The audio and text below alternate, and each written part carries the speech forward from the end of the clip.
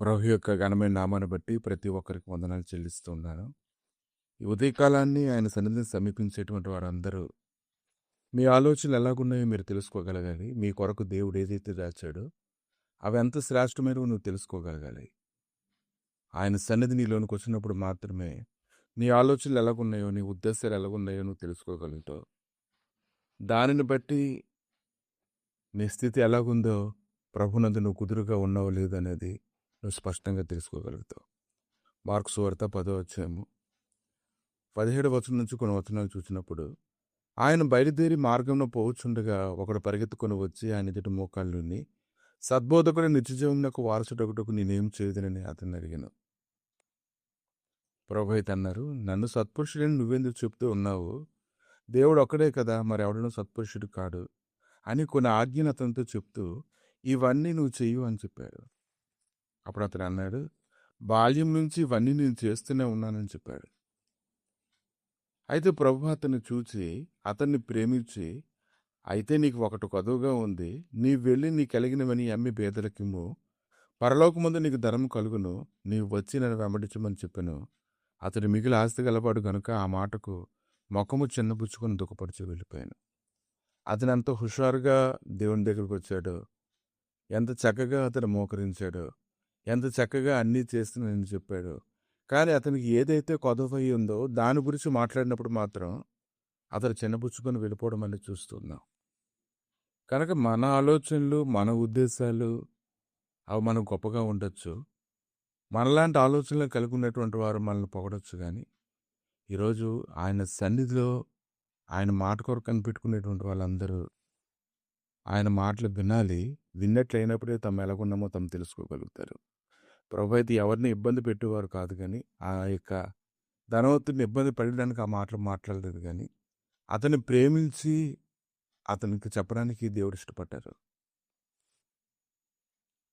అప్పుడు యేసుప్రభు చుట్టూ చూచి, ఆస్తి గలవారు దేవుని రాజ్యంలో ప్రవేశించుట ఎంతో దుర్లభమని తన శిష్యులతో చెప్పును. ఆయన మాటలకు శిష్యుల విశ్వం ముందరి. అందుకు యేసు తిరిగి వారితో ఇట్లనెను, పిల్లలారా, తమ ఆస్తిని నమ్మికించు వారి దేవుని రాజ్యంలో ప్రవేశించుట ఎంతో దుర్లభము. ధనవంతుడు దేవుని రాజ్యంలో ప్రవేశించుట కంటే ఒంటె సూదిబెజ్జంలో దూరుట సులభము. అందుకు వారు అత్యధికంగా ఆశ్చర్యపడి, అయితే ఎవడు రక్షణ పొందగలడని ఆయన అడిగిరి. యేసు వారిని చూసి, ఇది మనుషులకు అసాధ్యమే కానీ దేవునికి అసాధ్యం కాదు, దేవునికి సమస్తము సాధ్యమే అనెను.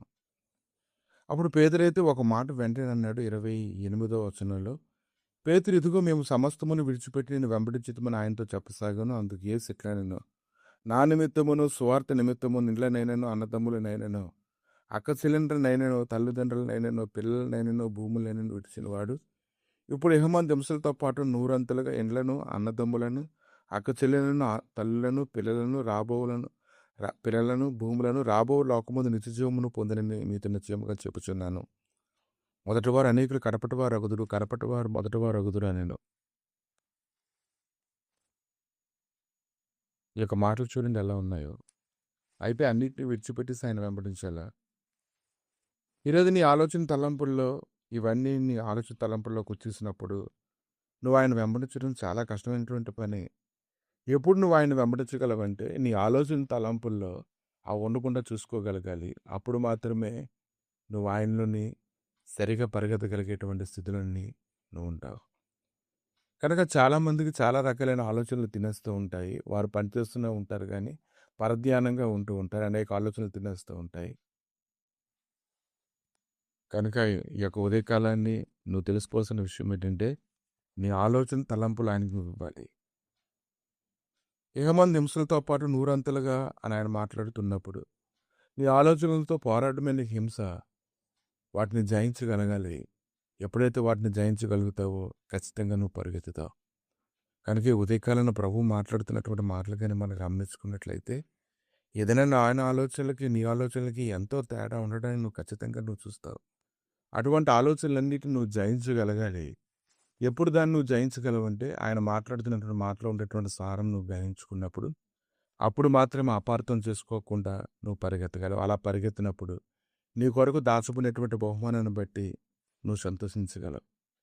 ప్రభువా, ఈ ఉదయకాలాన్ని తండ్రి ఎంతమంది అయితే నేను వెంబడిస్తూ ఉన్నారో వారందరినీ జ్ఞాపకం చేసుకొని ప్రభు తమ ఆలోచన తలంపులన్నింటినీ విడిచిపెట్టి ప్రభా నాయన తమ ఆలోచన తలంపులలో జయము నుండి తండ్రి నిన్ను వెంబడించడానికి కృప దయచేయమని మహిమతో నింటూ సమస్తం వారికి అనుగ్రహించమని యేసుక్రీస్తు నామములు అడిగి వేడుకుంటున్నాం తండ్రి.